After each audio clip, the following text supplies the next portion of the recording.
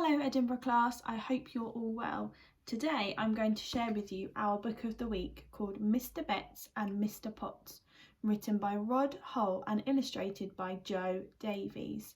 Have a look at the front cover. What do you think this book might be about? Whilst I'm reading, have a think what our topic might be this week.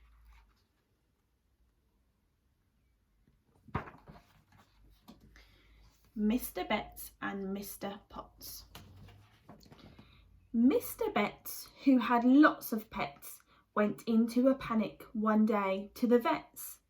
The vet, whose name was Mr Potts, listened and said, "You've got lots and lots and lots of pets. What's wrong with them, Mr Betts?" Poor Betts sighed and turned to Potts and said, "My pets have all got spots.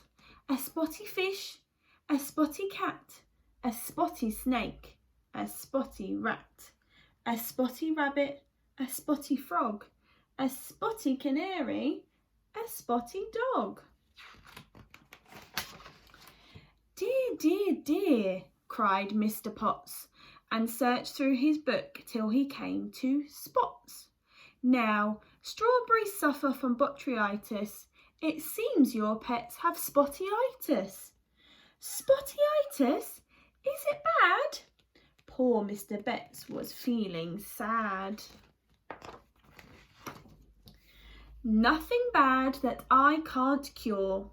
Although Potts wasn't feeling sure, he thought of pills or perhaps a lotion, but decided on a special potion.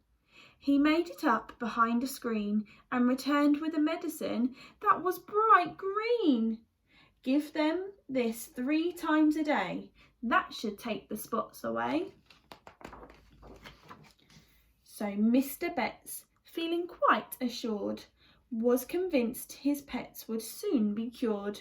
He followed the instructions to the letter and wished and hoped his pets would get better. The spots went at once, which was a surprise, but Mr Betts couldn't believe his eyes. He looked at his pets and shouted, "Cripes!" No more spots, they were covered in stripes. Off at once, back to the vet's, ran an angry Mr Betts. "Stripes?" said an astonished Mr Potts. "You mean they've got stripes instead of spots?" "That's what I said," said Mr Betts. "Now I'm the owner of stripy pets. A stripy fish, a stripy cat, a stripy snake, a stripy rat, a stripy rabbit, a stripy frog, a stripy canary, a stripy dog." Oh dear. It was obvious something had gone wrong. Perhaps the green stuff was much too strong. "Ha!" said Potts, knowing what to do. "Green's no good.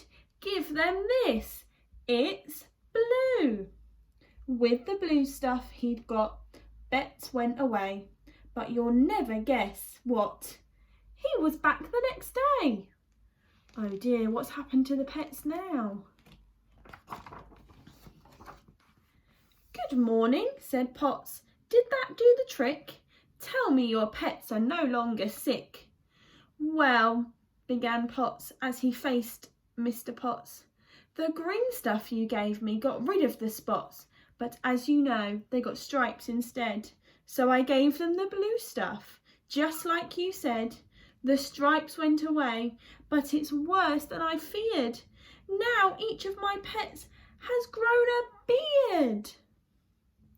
A bearded fish, a bearded cat, a bearded snake, a bearded rat, a bearded rabbit, a bearded frog, a bearded canary, a bearded dog."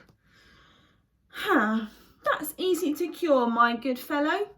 Give them this instead. As you can see, it's yellow." So once again, Mr Betts went away. And once again, he was back the next day. "The green stuff you gave me," he said to Potts, "was quite successful. It got rid of the spots. But as you know, they got stripes instead. So I gave them the blue stuff like you said. Then, as I explained, the stripes disappeared, but left each of my pets with a great long beard. So I gave them the yellow stuff, and by, the beards went away, but they began to cry. A crying fish, a crying cat, a sobbing snake, a sobbing rat, a wailing rabbit, a wailing frog, a bawling canary, a bawling dog. Oh my goodness, this is not working, is it? Goodness me, said Mr. Potts, so worried. Again behind the screen he hurried. There he thought and scratched his head and decided on a medicine that was bright red. Poor Mr. Betts, he gave a sigh. Anything he thought was worth a try. Taking the medicine, he ran from the vet's, but back the next day came Mr. Betts. Mr. Potts was getting vexed and wondering what would happen next. Mr. Betts looked a sorry sight, as if he had been awake all night. Did it work, Mr. Betts? The vet inquired. Did it have the results that you desired? Well, the green stuff you gave me, Mr. Potts, worked a treat. No more spots, but as you know, they got stripes instead. So I gave them the blue stuff, just like you said. No more stripes, but rather weird. All my pets grew a long beard. So I gave them the yellow stuff to try, and all my pets began to cry. Next was the red stuff, and it was no surprise. They stopped crying at once. But they've shrunk in size. A very small fish, a very small cat, a little snake, a little rat, a minute rabbit, a minute frog, a tiny canary, a tiny dog. Then we've won, said Mr. Potts. I think we can start from scratch, where we began. Your pets are precious. I know you need them. Now all you have to do is feed them. A whole week passed, then at last, hurrying, scurrying into the vet's, came a delighted Mr. Betts. Gone were his looks that always looked sad. Gone was his coat that was always drab. Instead, he was dressed in a suit, quite formal, proud to announce that his pets were normal. Happy now he walks the streets and tells each passer-by that he meets, I've got a normal fish, a normal cat, a normal snake, a normal rat, a normal rabbit, a normal frog, a normal canary, and a normal dog. Okay, what do you think we might be learning about this week? That's right, we're going to be learning about pets. I'd like to know if you've got any pets, and if you do, how do you look after them?